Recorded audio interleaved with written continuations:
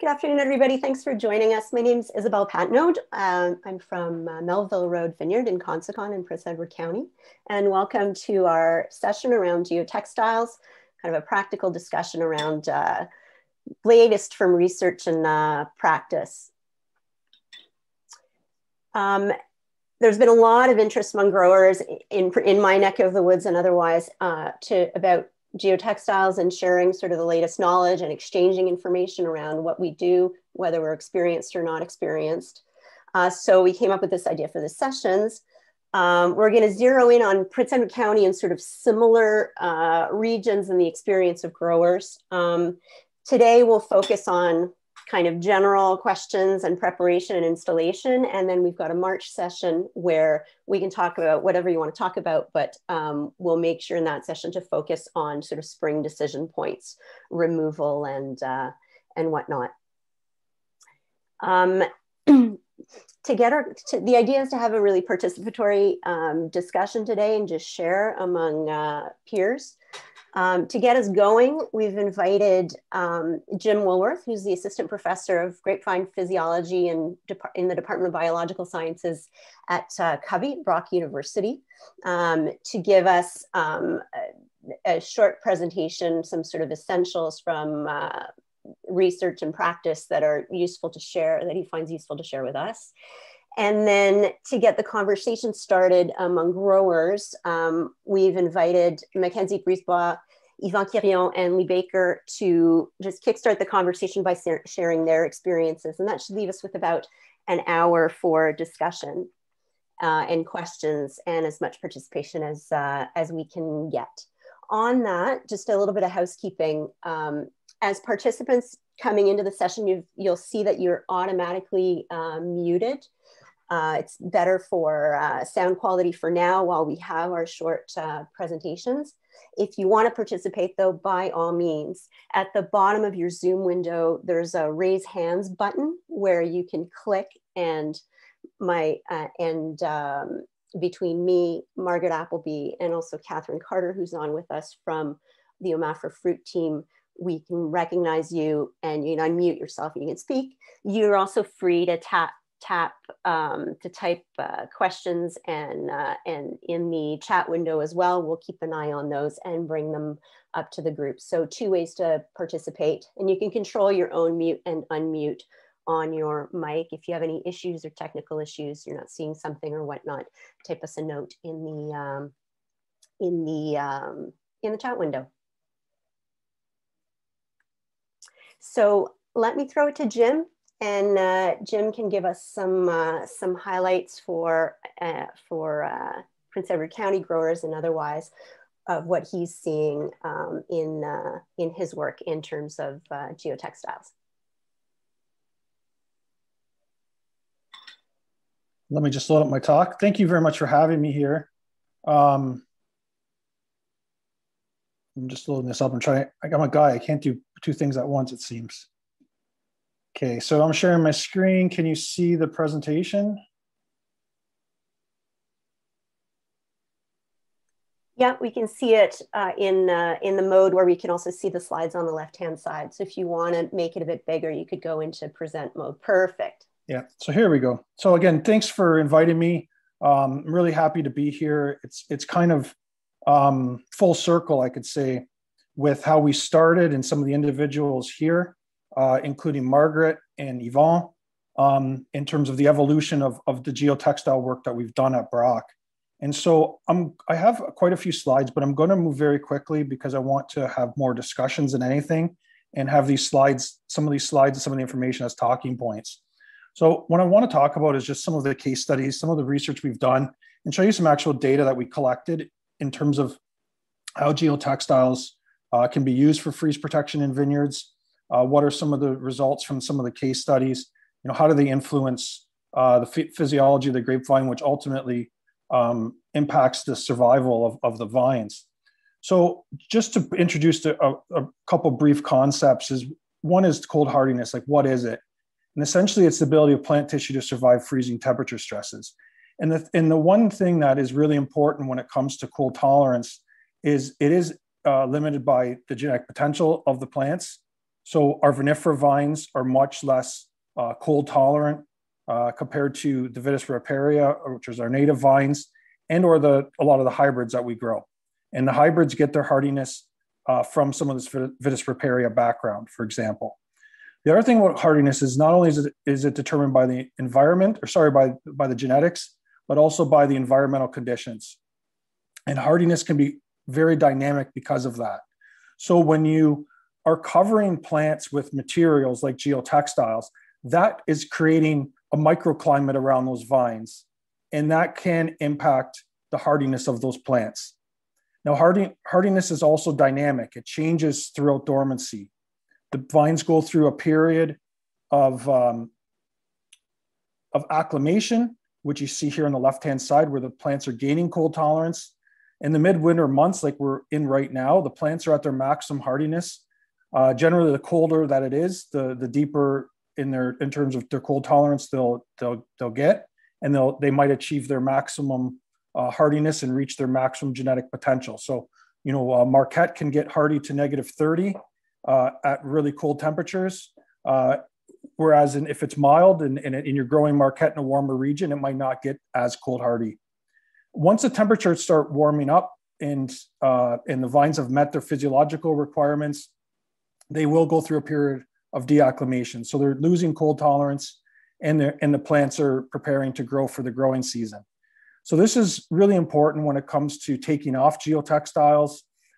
If you have warmer temperatures under that material, it can impact the hardiness of the plants, particularly if they've reached all their physiological requirements and that they start to actually lose that cold tolerance. And if you heard in my talks before, you understand quite a bit probably about cold hardiness and acclimation and so on. So I can explain more on the impacts during question period and during discussion, but I don't want to focus a lot on that.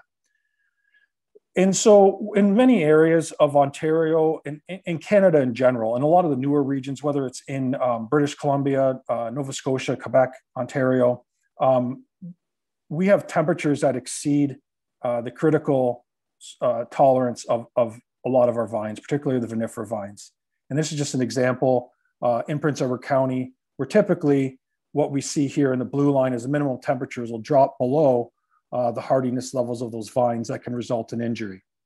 So we are using types of protection to protect our vines. And it's very common in many regions like the county, like some areas of Quebec and others, where the plants are completely buried with soil.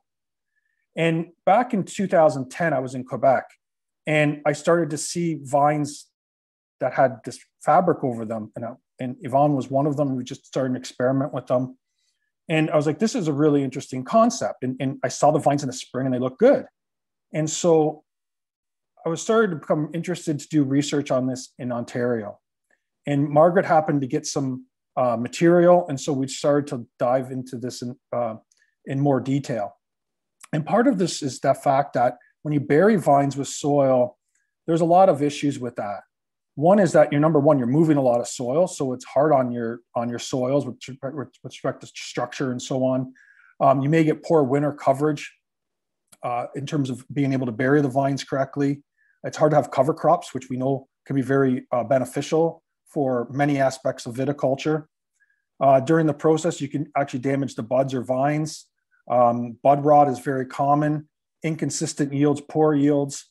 It's difficult to do if your soils get frozen, or if they're too wet. It's hard to get coverage and so on. And when you're constantly burying vines, it can have an impact on the long-term health of the vines. And here's just a perfect example. This picture was actually taken in the county. This was taken in the winter months, and you could see how the soils have just eroded right off those canes that were buried. And so you don't have that protection. You can have really inconsistent protection where one vine was covered, another vine wasn't. And it could be very difficult. And especially with the county soils, there's a lot of those, it's rockier soil. It's more problematic to bury it as opposed to if you had like sandy soils. And with climate change, with our winters being very variable, if the soils can wash off the plants, and it's quite common to see. And so winter thaws are actually really detrimental when you bury vines. And so the geotextiles can provide a good alternative to always having that protection. So when we started the research, we really wanted to look at the effectiveness of the materials. We wanted to see how effective were they at mitigating cold temperatures. Do these materials cause a greenhouse effect that can impact the hardiness? So, okay, we have a warmer temperature under the soil, or under the materials, I should say, but the vines aren't as hardy, so they still get damaged. And ultimately, what kind of impact does it have on bud survival and bud hardiness? And then ultimately, our plans later were determine some of the best practices. So the very first year of the work was really primitive. We basically just put some materials that we had from Margaret over some vines. We didn't look at the best ways of doing it. We wanted to just look for proof of concept type of research or studies, I should say. And what you could see here with those arrows is that the temperatures of the ambient temperatures, so those temperatures in the vineyard itself, they dropped down, below -25. This was a warmer year. It was 2011, 12. And what we found was that the geotextiles really mitigated those cold temperatures, essentially cut a lot of those cold temperatures where it really dropped suddenly, essentially in half. And so this was sort of some of the first work we saw where it's like, whoa, these can really work and have data to support that. The other thing is, and I can't see it because I have these participants here. Okay, so the other thing here though is we did see, particularly in a really warm vintage, this was the 2012 vintage where we lost all of our apples in Ontario and a lot of apples in Canada.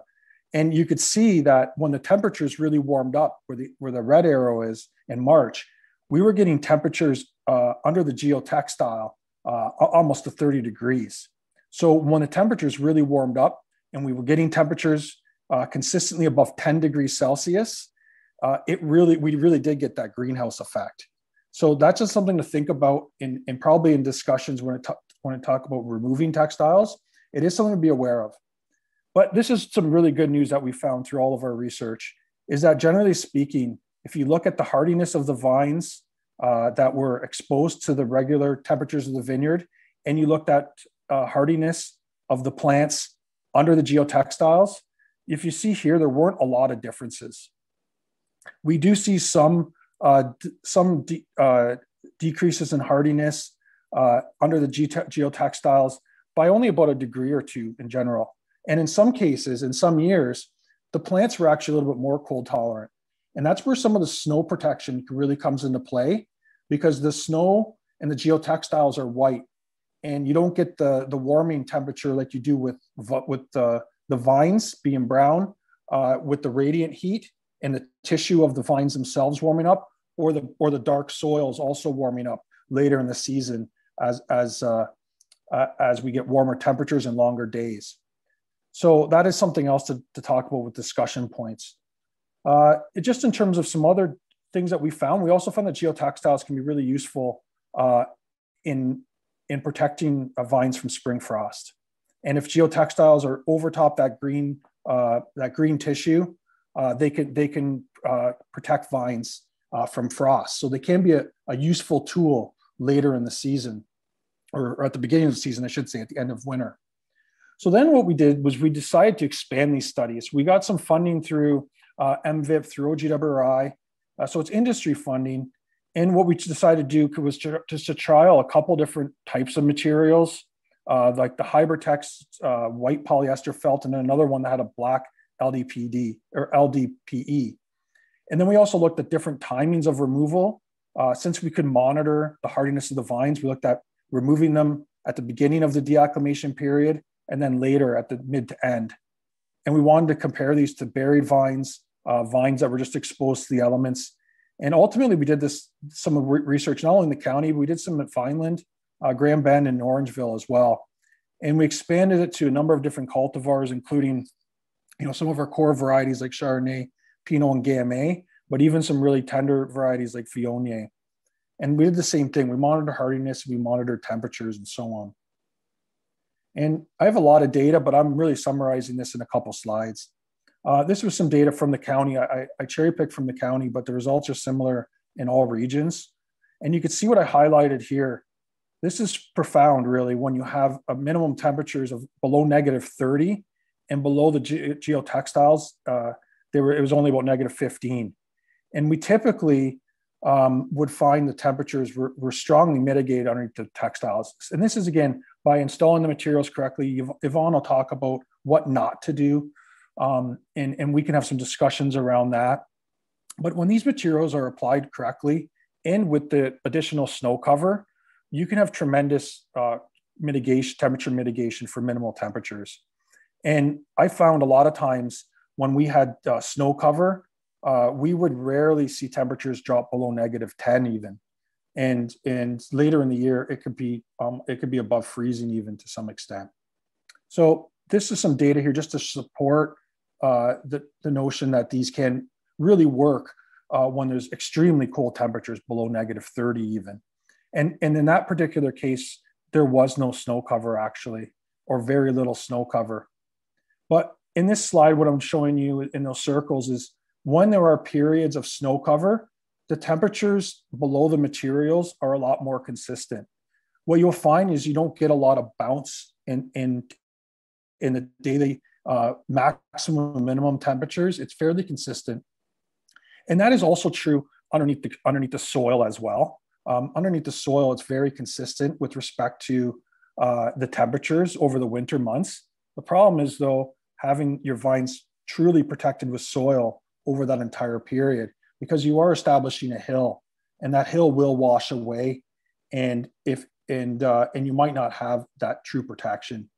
And here's another thing with things with vines buried under the soil. And I think many of you who are in the county or in Quebec or elsewhere who have buried vines, you have seen this happen before, is that the temperatures really warm up under the soil and they don't really cool down. Whereas with the geotextiles, you might not have, if you have some colder weather, it's not going to stay really, really warm underneath those materials. It will, but not like how soil does. Once that soil warms up and you get longer days and you have, the sun stronger and so on, warmer nights, that soil is really, it really provides a lot of warmth and heat. And you could see there on the temperature graph, once we hit March temperatures and into April, we're getting consistent temperatures above 5-6 degrees. And that can really push the development of the vines. And I think in some cases, particularly in the warmer winters, where the soils are warmer, they're not so frozen, I think that's when you're starting to see more bud loss due to rot. As that tissue hydrates and so on, I think it just becomes more susceptible to rot, among other things. But I think that is one issue with another inconsistency issue with buried vines compared to geotextile. We wanted to see, what happens in an area, like, do we need geotextiles? So again, proof of concept here. What happens if you have vines that aren't protected versus protected? And you could see here with viable buds for all cultivars, our bud survival rate under the textiles was over 70, 80%, even into the 90s. So that is tremendous bud survival. And this is evident in terms of what we see with shoot growth and crop as well. So in this study, and this was done in Orangeville, and we started to look at buried vines versus geotextile vines. And again, this was pretty consistent across all the regions. If we looked at this was a cold winter, 2015-16 had some really cold events in Orangeville. And you could see under the buried vines, we're only averaging roughly 4 clusters on a vine on the buried vines, where we had double or even almost triple that with the geotextile vines. And if you look at the variability, yes, there's still a lot of variability on these vines with a minimum of 0 to 31 clusters, for example. But over time, the vines were getting more consistent. And I think that's one of the real advantages of geotextiles, is that you can get more consistent growth, more consistent bud break, more consistent crop on those vines. Those vines aren't going from a year with some crop to no crop to, look at the 2 pictures at the very top there. This is some vines from Sugar Bush that we did the trial. And you can see on the left-hand side, those are vines growing under geotextile. And you could actually see the crop. It's evenly distributed around the vine, a lot of even vine growth, even bud break. Whereas on the buried vines, we saw a lot of vines that looked like they do on the right, where there weren't a lot of shoots, weren't a lot of clusters. Vigor is inconsistent because you have a lot of really strong shoots and weak shoots. So that's hard to get a balanced vine over time. And again, with the numbers of clusters, we saw about double to triple the amount of clusters on the geotextile vines compared to the buried vines. So I know this translates differently when you look at it at a commercial scale, and Yvonne could talk about that, as well as Lee and others who have experimented with geotextiles to look to see how their vines have fared over multiple years of using geotextile and the consistent and yield consistencies. I have heard from some former collaborators, some people I've worked with and kind of advised a bit over the years. And they're saying that they're converting to 100% geotextiles, 33% yield increases, more consistency, better quality. The other thing you can do with the geotextiles, and this is again where it comes to the removal of them, is playing around with advancing bud break and taking, especially in a short season, and using the geotextiles in that regard. And we could talk about that maybe in a little bit, but that's something above and beyond the winter protection. I think you start to get good at doing this, you could maybe start to play around with those types of things. So what we did find though, is that the polyester felt worked the best. It was the easiest, had the best overall performance, and the ease of installation was the best with it. And Yvonne, I'll say the same thing. He could talk even more detail on those types of aspects. I already mentioned about the snow cover. When it remains on the vines longer with the geotextiles than buried vines, and this can help improve hardiness, and it can also moderate the temperature as well. There are some impacts on bud hardiness, particularly maximum hardiness, but they're very minor, and the critical temperatures below the geotextiles have never exceeded the level of hardiness in any of our studies. Yields, as I mentioned, improved considerably, and the vines in general looked a lot better. Less rot on the buds, better paraderm, less crown gall, and a lot more consistency when it came to bud break and so on. So over years, I think the geotextiles have a huge advantage over buried vines with improving vine balance and improving just general vineyard health. Now, there are some considerations, and this is to create talking points for the discussion part. Your existing training systems matter, proper installation and use, greenhouse effects, you do have to be aware of that, particularly once the soils start to warm up. You get those longer days, stronger sun, and if you get considerable heat waves and so on, warm spells. The timing of both application and removal is important. There are implications if you do it too early or too late on either end of acclimation or deacclimation. There are some certain logistics you have to be aware of for geotextiles, the economics, and I have seen some rodent damage in some areas where the pressure has been really high, but that was only a one case scenario. I haven't seen it elsewhere. So there's some general questions you have to ask yourself. And again, these are getting to discussion points. You have to really understand your site and cultivar situation in terms of when to use geotextiles. So what is the risk of freeze injury? So is it 9 years out of 10? Is it 1 year out of 10? Is it only with certain cultivars? That really comes into consideration. And this is where, the use of a wind machine to mitigate minimum temperatures in winter, or geotextiles, like what do you use?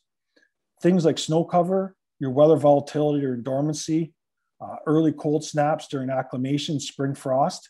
These can all, like your terroir here, can really impact your decision-making process in terms of what you do.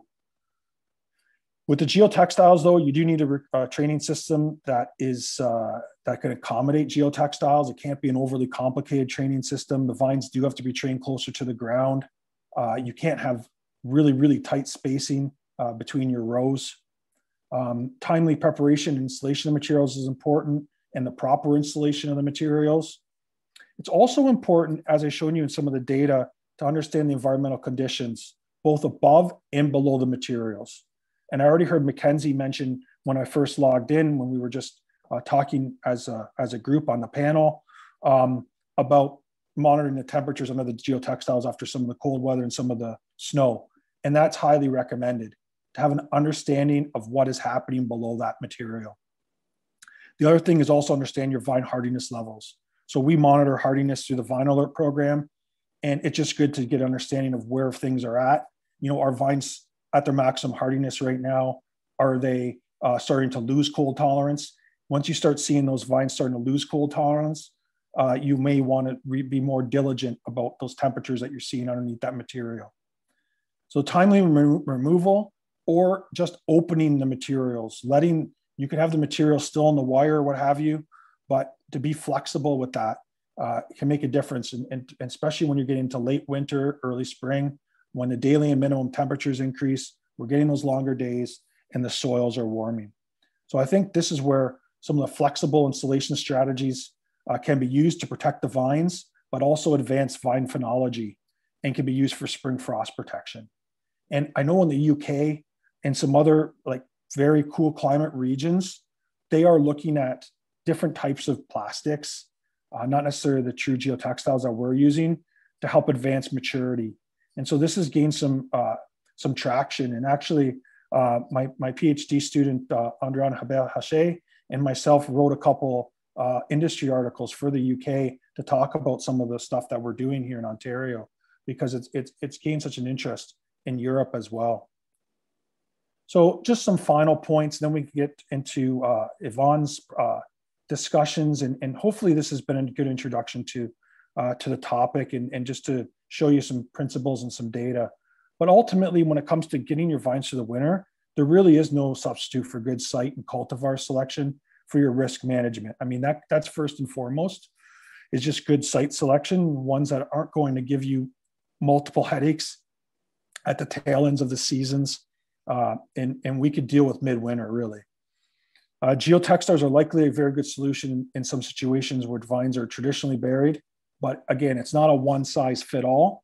And for some cultivars, you know, maybe if it's Marquette or some of the hybrid, it might not be a better solution. But with vinifera, it may be. So there's not a one size fit all for all cultivars. And finally, use the information available to you from growers who've had success and from reliable resources. People who have made the mistakes, people who have done some work. And if you heard somebody who said, oh, that didn't work at all, well, talk to the people who have had success, and to see, you know, how did that work? Why did I have success, or why did they have success? And to see if you had shortcomings. Just like everything when it comes to you know, farming and working together as a close industry, is to have those networks. And we see this with all kinds of equipment in the vineyard. One person gets a piece of equipment and it just takes over. And we saw it even with wind machines. You know, Paul Bosk at Chauder Charm had wind machines. He was really the only one. And after a couple bad winters, 2003, 4, 2005, people drove by his vineyard and he had crop. And that was all farmers needed. And from there, wind machines have just taken off. And, you know, will we get to that point with geotextiles? Maybe. There seems to be a lot of momentum right now. And let's have some discussions with everybody here and continue that thought. Thank you so much, Jim. That's an amazing amount of information distilled down. And yeah, on that topic of getting the experience of growers, let's hear from Mackenzie Brisebois, who's the vineyard manager and winemaker at Trail Estate, who to share sort of what system she's chosen, lessons learned. If there's one thing you wish you'd known when you started, what would it be? So take it away, Mackenzie. Hi, everyone. All right, let's get going. Okay. Everything A-okay? Yep. So we're seeing. Here we go. Geotextiles at Trail Estate in 5 minutes. And we have a relatively choppy internet connection. So hopefully all goes well. So the first method that we tried at Trail Estate involved pruning everything and tying down. And then we a large brick that we put over the entire row. And slit at the T-bars. We put the slits on the east side of the row because it's less wind, and then closed it using staples or tags, clothing tag guns. We actually nailed some of the fabric to the ground. I don't recommend that because it just takes too long, and you have nails in your vineyard. Rows had multiple pieces of fabric. They were exceptionally heavy to work with, and we're using thicker fabric from Dubois. So this is just a picture of when we pulled the fabric up in the spring and we're just kind of letting it dry out. The next method is what we've employed on our entire vineyard. And this also involves us, we prune and we tie down. So I do leave a little extra, and then we go through and tie up in the spring. But basically we use 2 pieces of fabric per row. And then we go through and we do the fabric, we put a bit of a roll onto the fabric, and we close the roll on the east side so that if the wind blows, it doesn't blow open the fabric. I close it with a closing gun as well, and I just found that with a longer needle, it's a little bit easier to close. I haven't fastened it to the ground at all. I don't know if it's luck. Our site is fairly wet. Snow, rain, we've gotten fairly lucky there. And this is what we employ to roll out. So the different components, I use the cultivator frame, so I didn't want to spend extra money, as I'm sure many of you don't either. And we just had some brackets made, and we a bearing in there, so just a piece that rolls onto a, that just slides into that kit.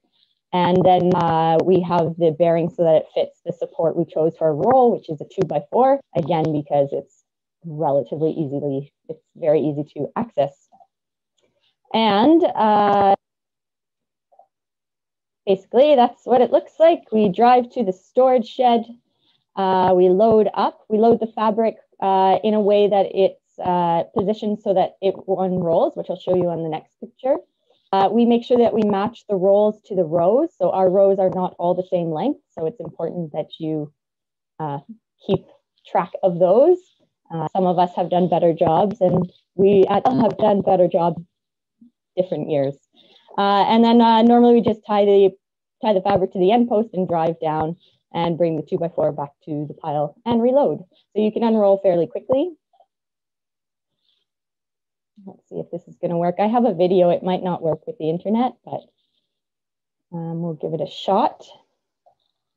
This is what it actually looks like. I don't know if the internet of Prune County can accommodate this type of internet use, but we roll our fabrics so that when we we put the fabric unrolling into the middle. So it just drives on the back of the tractor and off it goes.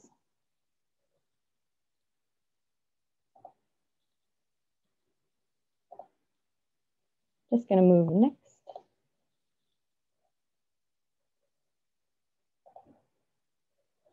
Okay, and then this is what it looks like when we've unrolled them, and then we clip up. So in the first year when the fabric was new, it was really quick. It was about 15 minutes to 45 minutes per row. Of course, it depends on the person clipping.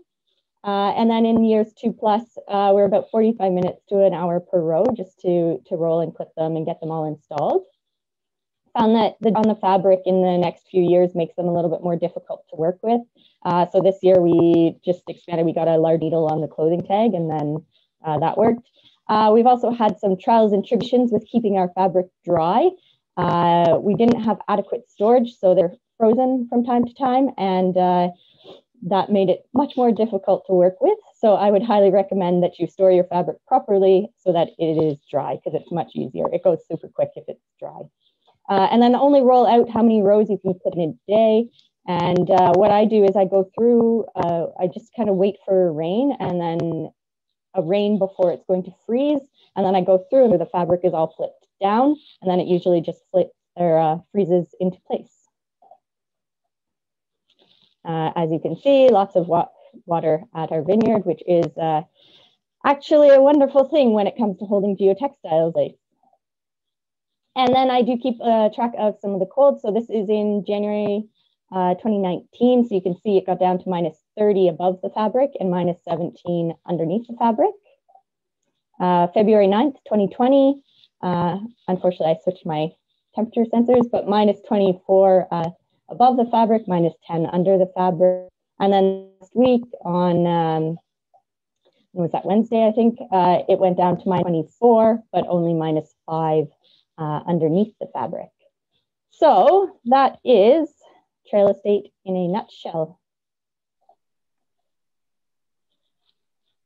Very interesting.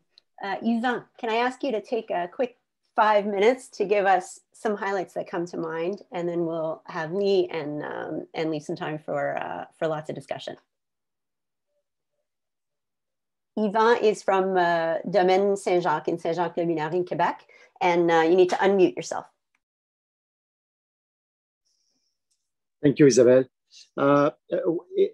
Interesting what Jim's presentation goes through, and also Mackenzie, what she showed. But what's interesting is to start walking before running, and Jim said also that it works. If it doesn't work, there will be a lot of people will say, "Oh, it doesn't work."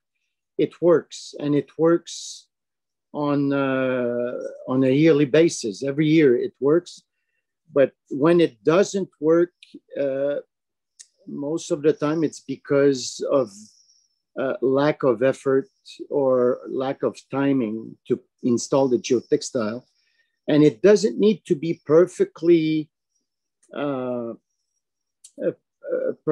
sealed, contrary to the majority think.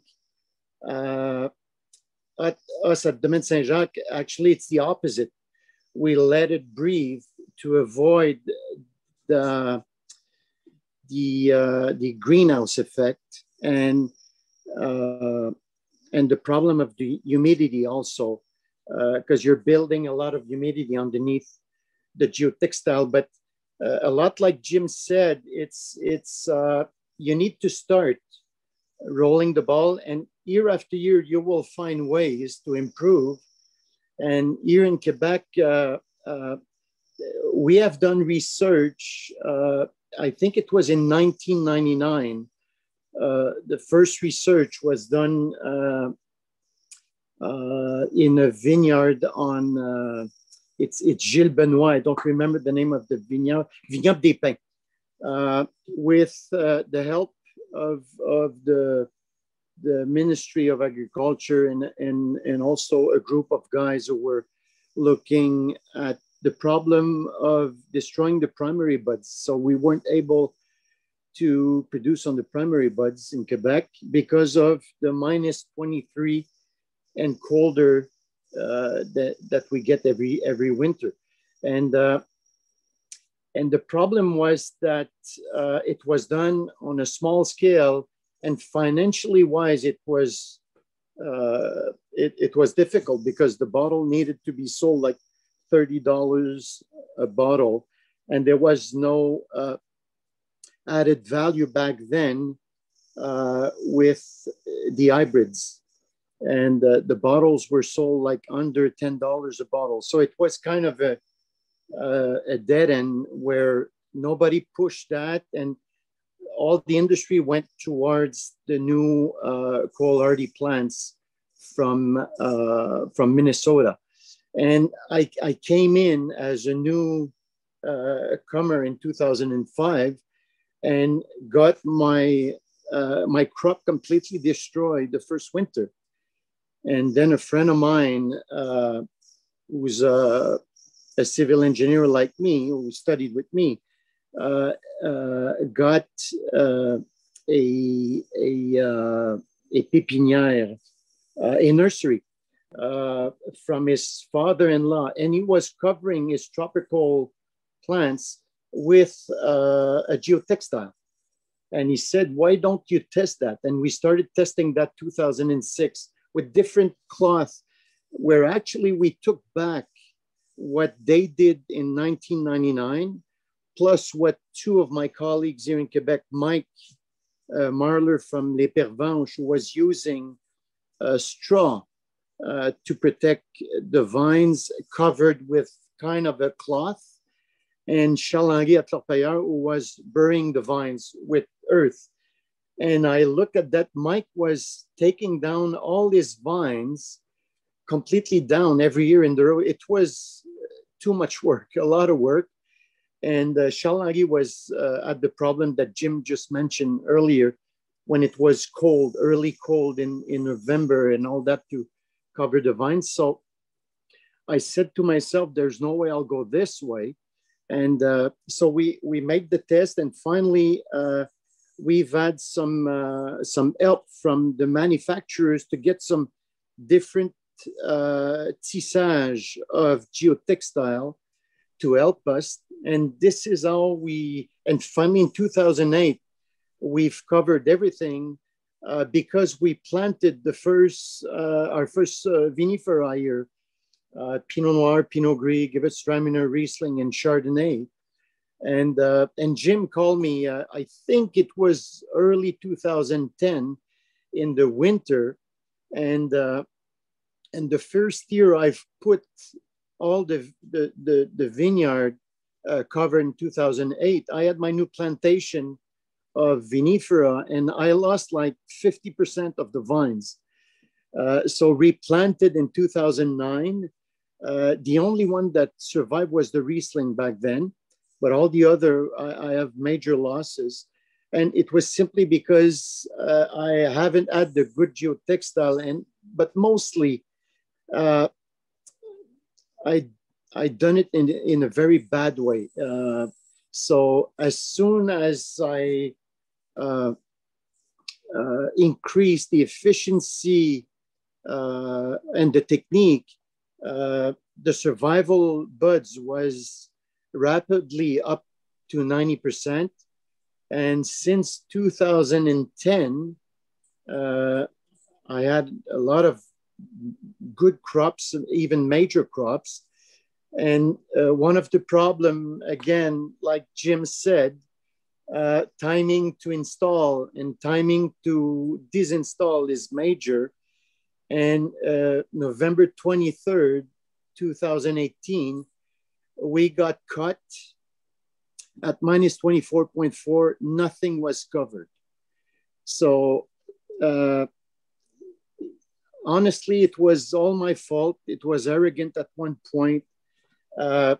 We were focused on manure to put in the rows and playing a lot with the cover crops and all that.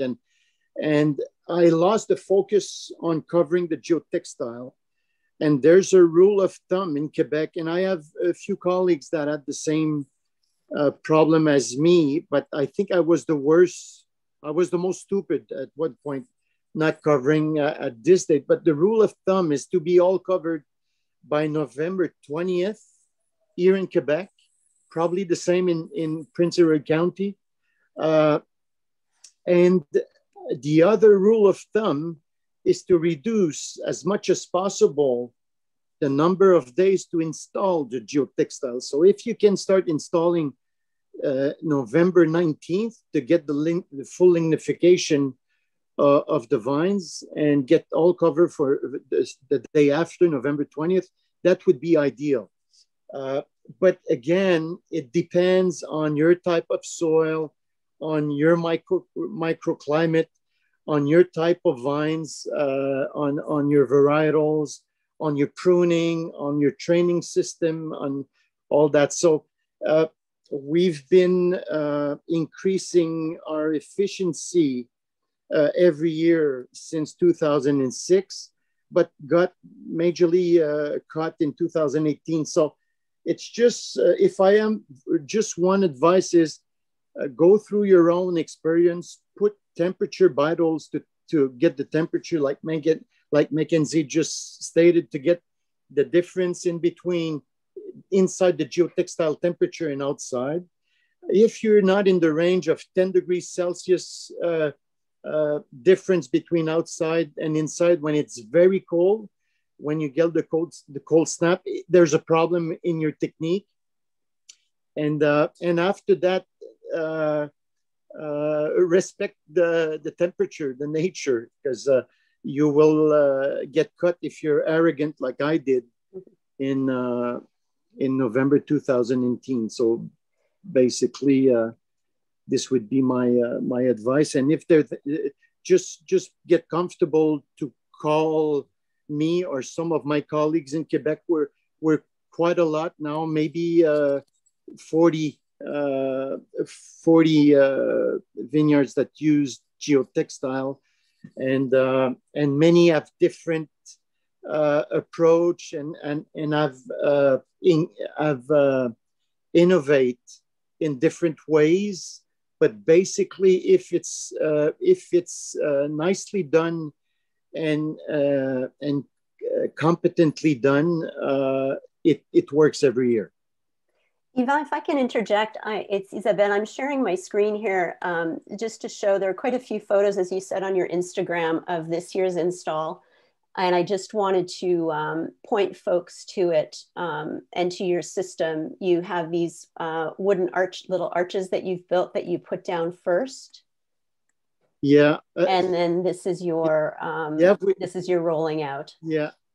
We've had different, we've been all through like Mackenzie said, the nails, we've been all through everything. The problem of the nails is, Mackenzie stated it, it's a problem with the wind. Here in Saint-Jacques-le-Mineur, we have a lot of winds. So that's a problem before the snow gets on the geotextile, and more heat waves in January, February, where everything melts down. So here we need to fix the geotextile in a strong way, like the majority of my colleagues do. They do that also, but some of my colleagues have much more snow. Like in Quebec City, obviously they have a lot of snow. And on the north shore of Montreal also, they have more snow. Like here, unfortunately, we don't keep a lot of the snow, so it needs to be fixed. And we came with that. It cost us a fortune. We bought 50,000 of these arches simply to go faster, because we have 23.5 hectares of vines, so we have more than 100 kilometers of geotextile, and we now today we can install. Our record installation is 20 kilometers in a day, and also rolling up in the spring, we also hit 20 kilometers, not even 19.8 kilometers in one day. But the average is around between 13 and 15 kilometers. But you need a logistic, and you need a good men and women power that would be fluent, very efficient, and but everything needs to be ready. So that's very, very important. Yeah. Thanks, Yvan. That's really interesting. Lee, do you want to share your experience, and then we'll open it up for discussion. For sure. Hi, Lee, everybody. Sorry. Hi. Lee, by the way, is yes, Red Tail Vineyards in Consacon. And I'm not Giovanni Battista Cavalieri, but I'm just using his internet and his computer at the moment. But I'll keep it short, because I probably have the least amount of experience out of the people that have talked so far. I actually went out and met Yvan a couple of years ago and picked his brain about exactly what he was doing, and saw a lot of the successes that in Quebec. And before that, I did trial about 4 rows of geotextile at Kente when I was the vineyard manager there, and I didn't have much success. The first year I did it, I had some success, and then I ended up damaging a lot of the vines solely because from what I saw and what I was learning was that I was trying to skip some steps in the actual building of the architecture of putting it out there, and the fabric was getting too close to the buds, and I think there was some friction happening and actually killing them off. So I think that they continued it there after I left a little bit, but we didn't have much success there. So one thing that I learned was that because at Redtail, I had a unique opportunity of starting it brand new. And I went to Dubois Agro Innovation, and they have a custom geotextile trellising system, and it's all galvanized steel, and that proved to be quite challenging to get galvanized steel into our soils here in Prince Edward County. But once we had them in, what we're able to do is actually collapse the post, and once you have half of the post gone, more than half of the post gone out of the ground, and it has like these nice little caps that go on top of the ends, and it actually has like Yvonne had the wooden stakes to create the tent shape.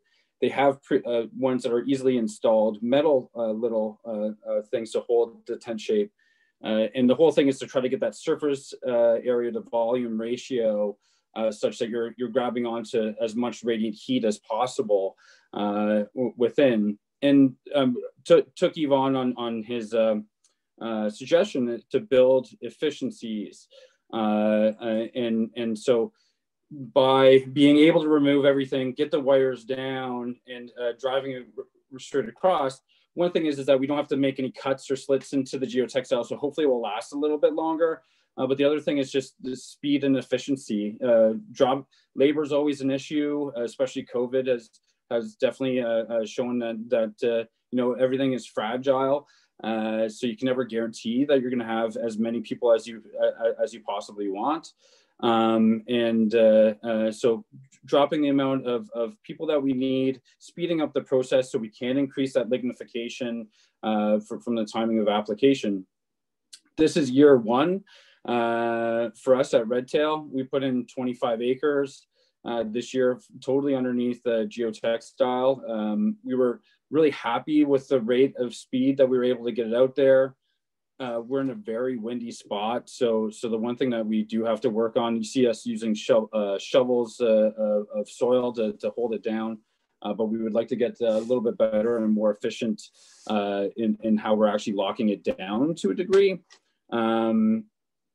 The whole breathability and being able to lift it up and everything is something that we really have to work on. And but the one thing that I need to do personally, and I think we all will do in Prince Edward County, is just trial different things. Do canes work better than spur pruning? Do they work differently between different varieties of grapes? And it's the beginning, right? And we're going to learn a lot, and it shows a lot of possibilities, especially when it comes to going down to a more low-till situation or no-till situation, building up the health of our soils, and in turn making a healthier, more sustainable vineyard, and then maybe with less disease pressure and everything, because, you know, maybe our vines are going to be healthier because we do it this way. So we're going to keep going, we're going to keep practicing, and we're going to keep learning. That's the biggest thing. Thanks, Lee. And I've got a picture up here of your sort of after, so people can visualize what you're talking about in terms of going straight over with your posts actually collapsing or coming out. Yeah, absolutely. So yeah, you can see there's no post left in the vineyard above the fabric. So it's just one piece of fabric laid out across. Thank you. Thanks to all of you. Margaret Appleby, do you want to get the discussion started? We have a little over half an hour. Okay, thanks, Isabel. That's great. So we're going to try and do a bit of a study group meeting kind of format, but because of the number of people who are on, which is fabulous, and also just the time, if you have a question of our speakers or want to make comments, please raise your hand and I will recognize you. that way. We have a little bit of chat going on too as well, talking about how many people you need to install, how much time it takes, where you can buy rollers, that kind of thing. So please take a look at that as well. There's some good answers to that. So anybody for a question right now? Hopefully I can see you, but raise your hand. There's these little reaction button at the bottom of your screen, and you can raise your hand that way. Don't forget to unmute. I know there was a question for me regarding the man hour. Mm-hmm. Basically, we have a team of 10 person, including myself on the tractor that operates the roller or unroller. And it's kind of a system that goes from 2 rows to 2 rows. The best way is to do like Lee. Lee just came here. Unfortunately, when you come, it's the worst time because we're right in it.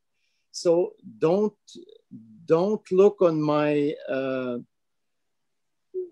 bad character. Just stay there, and Lee did it.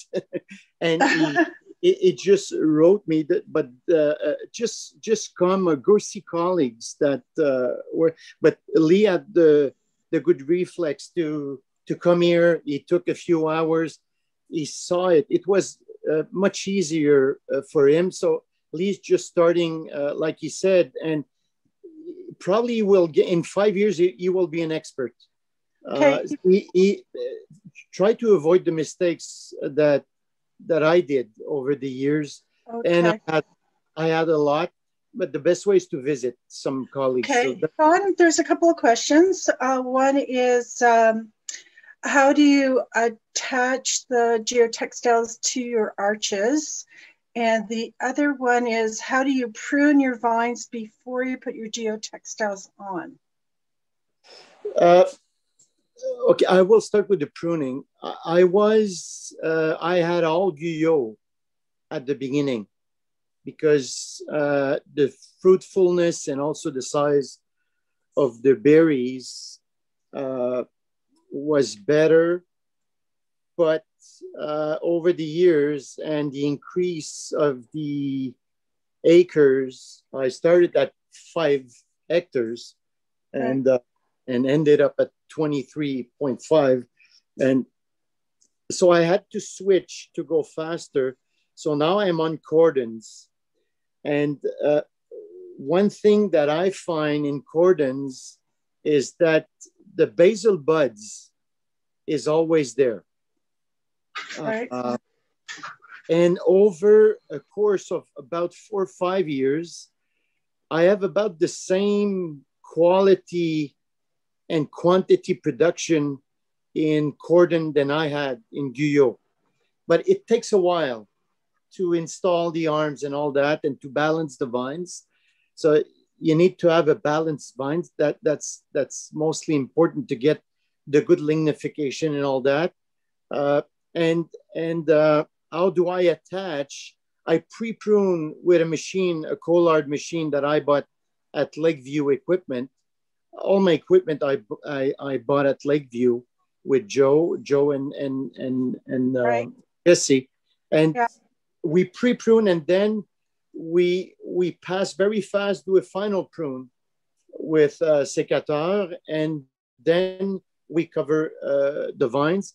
And in the spring, we do our final pruning, the count buds pruning. So I don't know if I answer all the questions, but That's good. That's good. How high is your fruiting wire after doing that in the spring?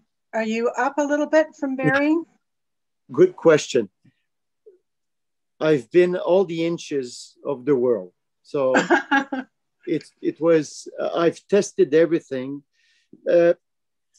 Again, it depends on your soil. Sandy soil doesn't keep too much the heat and doesn't radiate the heat. At our site, it's a rocky loam. So it's pretty good to give back the heat. But basically, what we've experienced here at 10 inches from the ground, we get 100% survival buds. Gotcha. Even when it's minus 22 underneath the geotextile, which is very rare.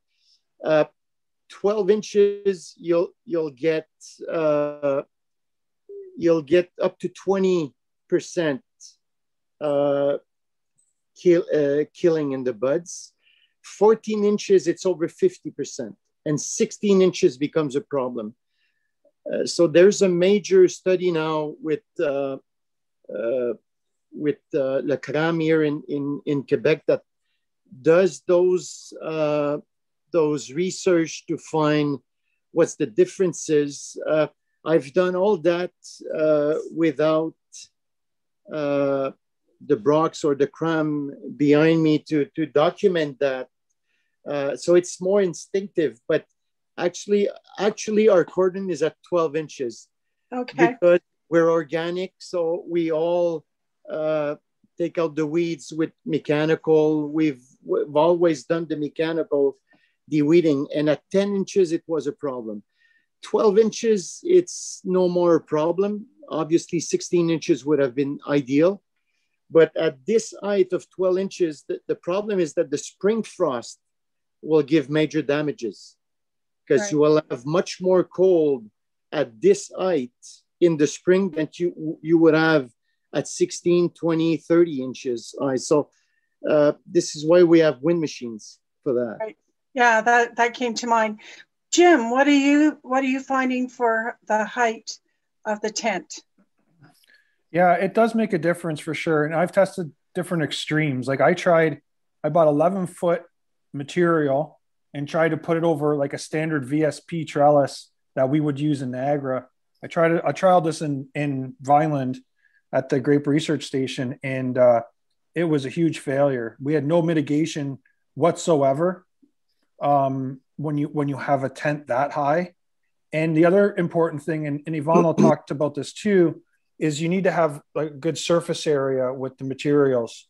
So if you have too high of an angle like this, if you see my hands, it's not going to have the protection that you would have if you had a wider material. So I'm not sure if Yvonne, with your work with 18 inches, 12 inches, 10 inches, was that always 6 foot wide material? And do you think if you had a wider material, you'd get a better result?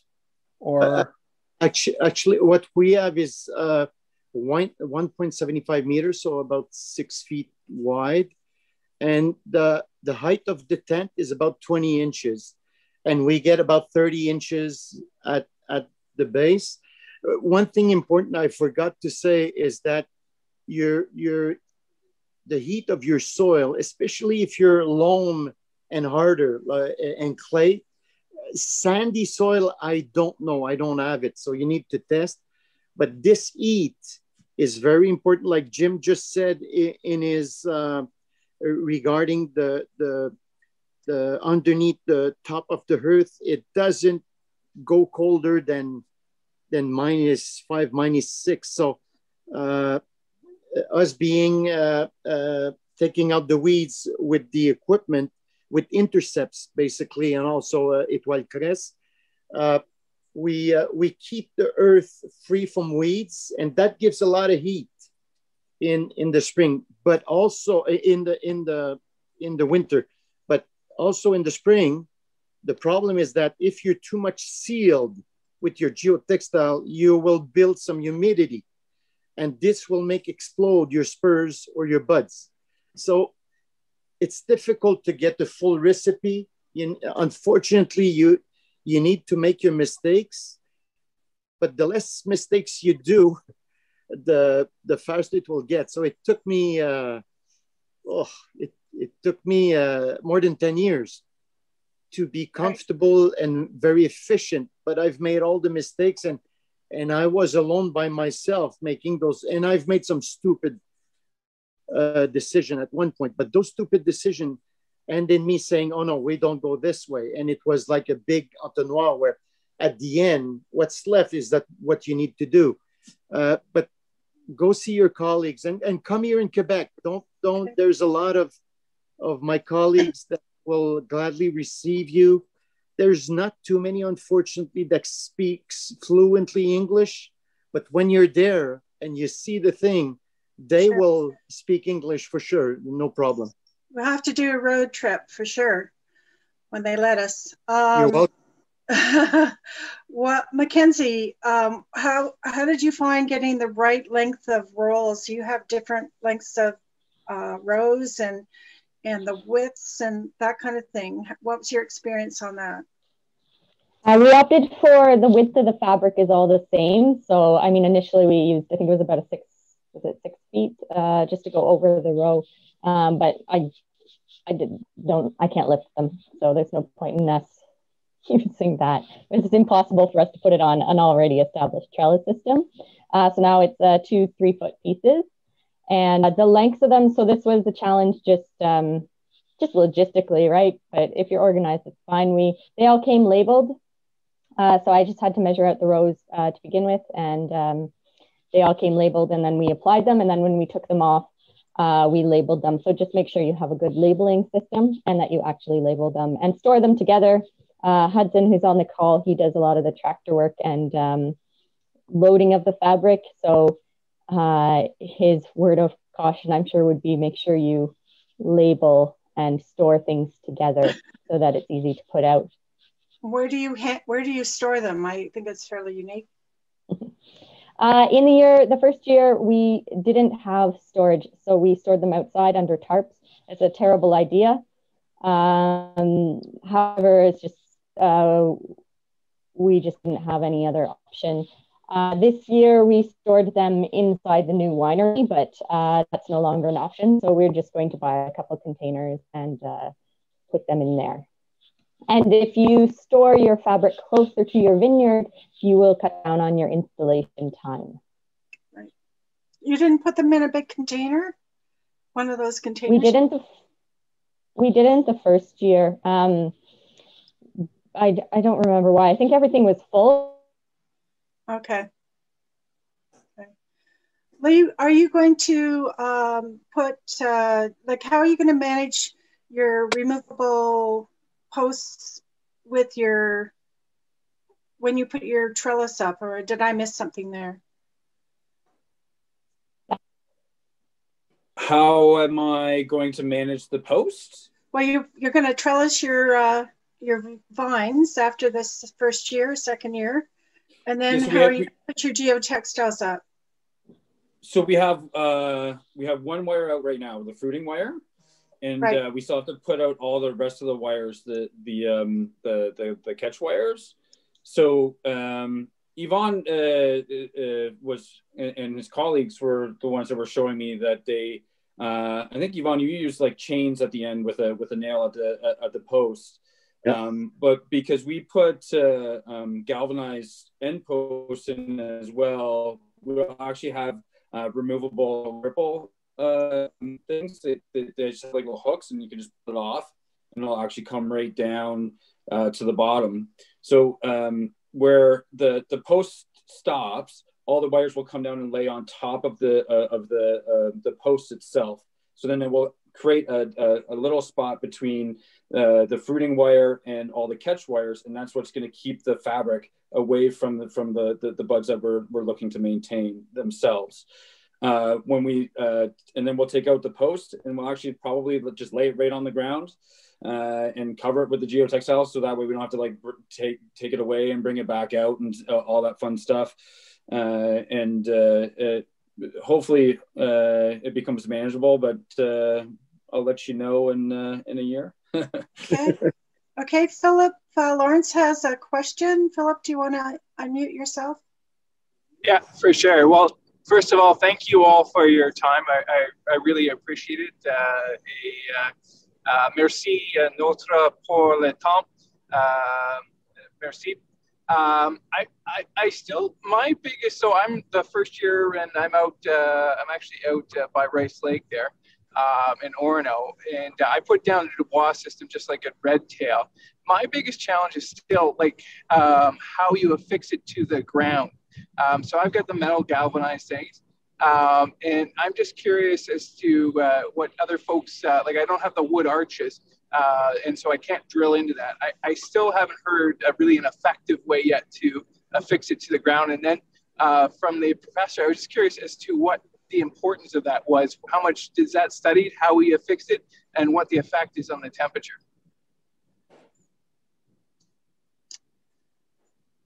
So I'll just say, Philip, super cool that you're using the same trellising system, and we should share notes. But it was really effective for us to put shovelfuls of soil on top. We're a super windy site. We had a lot of wind, and the places where we got to with the soil, it did lock it down. It is labor intensive. I'm hoping to at one time or next year get a better disking system to maybe use a disc to pile up some soil on top. The one thing that I noticed, because I went to several places when I went up to Quebec, and this was one thing that everybody had a very unique system in doing. Yvonne, I think at one time you had a 2x4 going across and you were drilling them into the 2x4s. I think that was you. Yeah.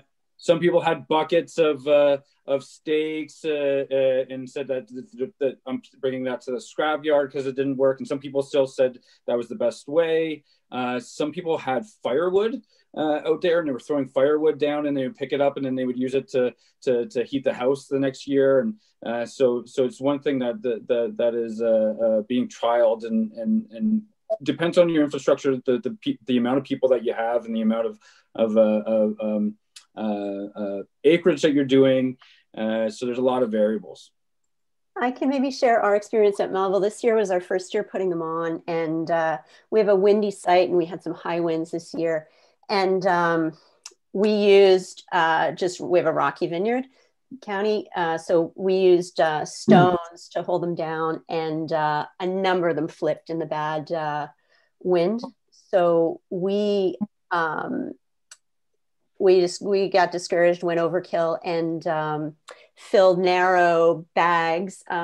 You see those, some of the vendors have these silo sacks, these sort of narrow sacks that they're filled with gravel. I bought like the stuff you make sandbags out of, and we filled them with gravel, which was labor intensive, and then tossed them on, and they're nice and long, and dirt. It was labor intensive this year. It'll be somewhat labor intensive to take them on and off, but they should have a few year lifespan.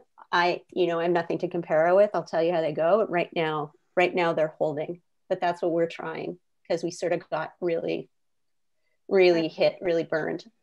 Edgar has his hand up. Edgar, do you want to unmute, please? Yes, my experience with the geotextile here in my place and other small places is we use our existing trailers. The only thing we modified was the catching wires. We cut them in both ends, put chains and nails and the end posts. And when it comes to install the geotextile, we just drop the wires at the level that's gonna create our tent. So we have pretty much 6 wires in the same spot, and we make them nice and tight, and that's what the wire is gonna carry the tent.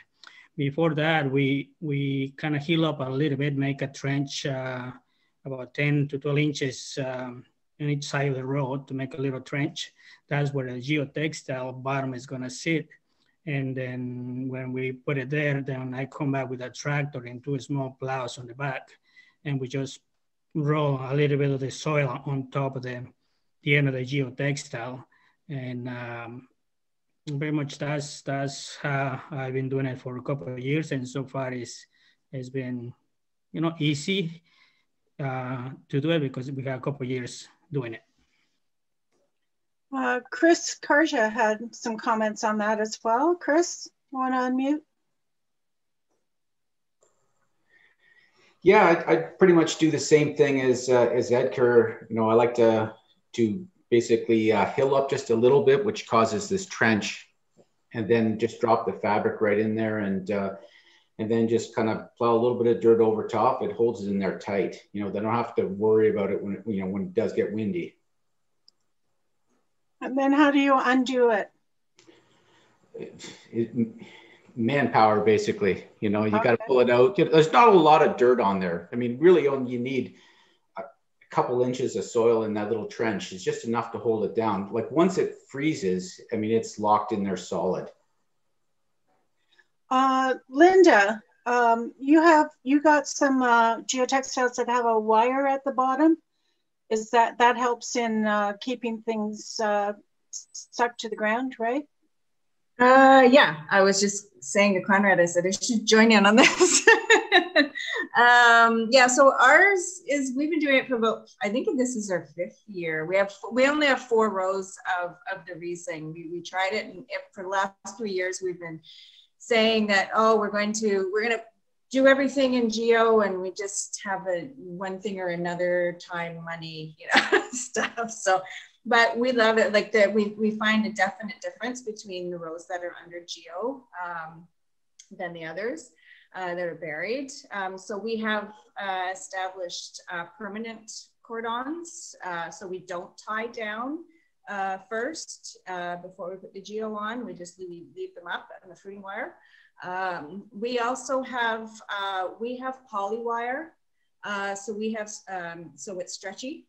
So we bring all our wires down. We also have wooden posts like Sugarbush does. So ours is kind of a completely different way of doing things, I guess. So what we've done is, so we pull all the wires down.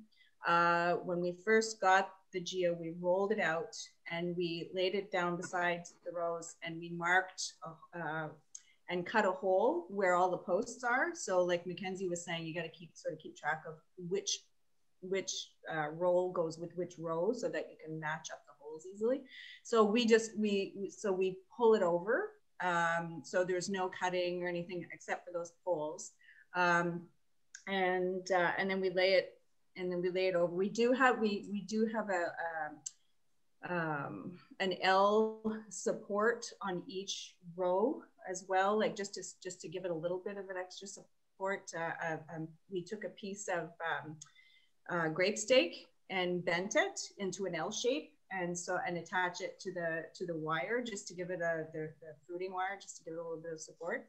So we find with all the other wires on top, plus that extra bit of the bent grape stake, it gives them a bit of extra support, so it's not leaning down, like it doesn't.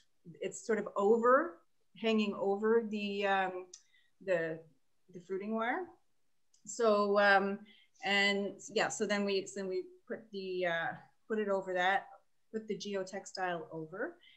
We also bought the geotextile with the poly wire built into it. So it's so on each side, what we do, and it's stretchy. So at each end, we pull it around the end post, and then we secure it into the ground with an anchor, so it's nice and tight. And I should also say that we do a little bit of hilling up first to cover the crowns and to make a little bit of a mound. And so then when we pull it tight, it kind of pulls into that mound. Now, normally that would be enough, but we have like extremely big winds here. So we found that we do have to put some rocks down as well, especially on the east side. So we got everything from Dubois as well, and so apparently they do have some hooks that you can stake into the ground, but it just, nothing holds, right? I mean, everything, especially with the wind, it's like when you get 100-km/h wind trying to pull this thing up, then we find the rocks work better. But with that extra wire sewn into the fabric, pulling around the bottom, we find that really helps to hold everything down. Sorry, that was kind of a long-winded explanation. Thank you, Linda. We do have another person here from Quebec. Matthew. And you had made some comments about how long it took you to put your geotextiles on. Can you share that with us? Maybe unmute. Thank you. I'm in the middle of riddling our pet mats, so unless you want to hear bottles playing. But yeah, it's funny, the system that was just described is basically what we do, and unless I'm mistaken, someone went before us, but that's pretty much what our addition to the great body of knowledge around geotextile. We were the first ones to try that system with the poly wires sewn into the right into the geotextile from the start, from scratch, to purchase it that way. And we basically had the exact same system as what was discussed before. Here's the picture. So yeah, the top one was our little, we tried it out in 2013 on a, and that was the year we planted our vines on one section, and that's how we devised the system, and then got 13 kilometers of geotextiles produced in that fashion. So basically, I won't describe, well, maybe I'll be there at the next meeting and I can dig further in what we do, but it's roughly the same system that was just described. And we now have 15 kilometers of rows, and we managed to put them on in 3 days, 5 people. So that excludes, and we're all Guyot, so we prune before, we stick the canes into the ground. But once that is done, that's very labor intensive.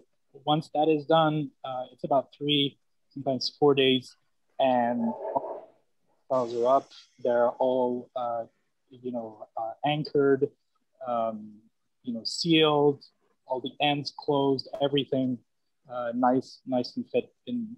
So yeah, so that's about 1 kilometer per person per day, roughly. And I think, Yvonne, you can correct me, but I think you're around there. You might be a little bit more, maybe 1.5 kilometer per person per day, but in that range. I think if you're geared up and you know what you're doing, you can expect to be at that rhythm. It's Isabel here. I'm just showing a photo of what Metsier's describing, and I can point you to their Instagram. You guys have a good series of photos on your install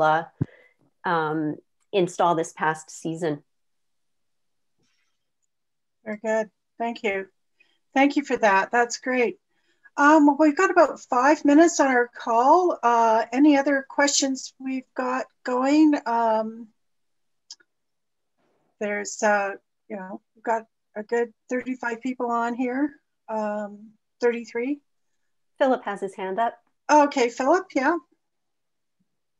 Sorry, yeah, just a quick clarification. I'm sorry if I missed this, but was the polywire, is that something you bought with the geotextile? You added that on to the geotextile? And if you can add it on after the fact, where could I buy that from? Or if you could help me out, that'd be appreciated. Thanks. Do you want to jump in there?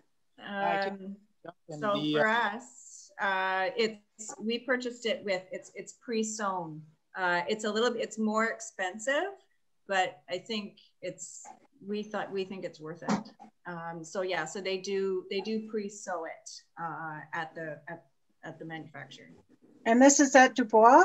At Dubois, yeah, where they get their, I'm not sure where they get their stuff from, but they have, you can get either with or without the wire. I'm not sure if you already have it,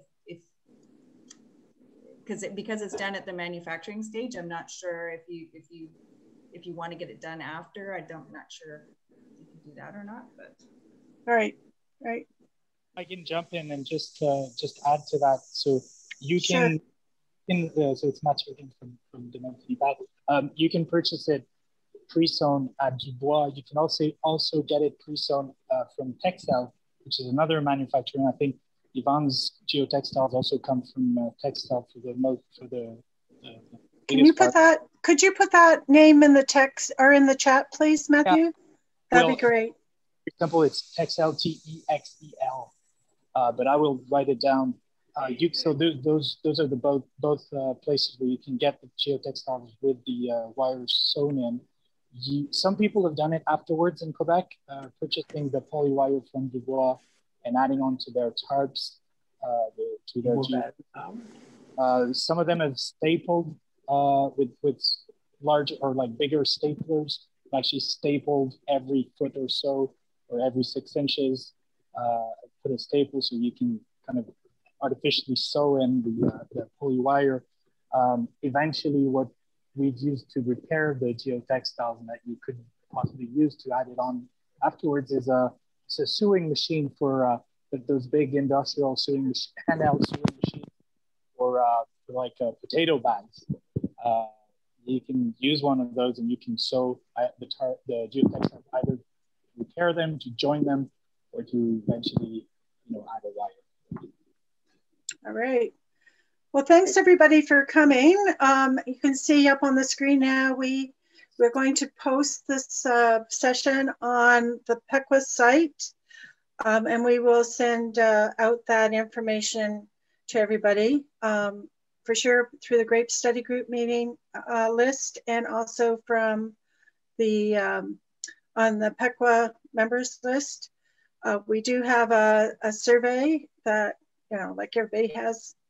If you're willing to give us your comments, that would be great. And so our next session for Geotextiles is going to be March the 23rd. That's a Tuesday from 1:30 to 2:30. And where the theme of that one is when to take the geotextiles off. When spring comes, what's your strategy? So I would like to thank all our speakers for participating in this thing, and everybody else who came, and our team, Isabel and Catherine, for making this happen, and Oenology.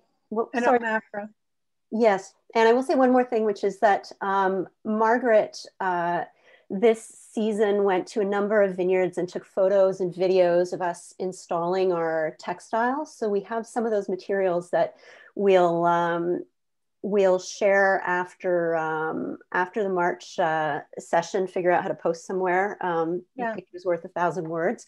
And these 2 sessions are really a springboard to future sessions if you want them in and around this topic. So do respond to that survey, and we'll get together again.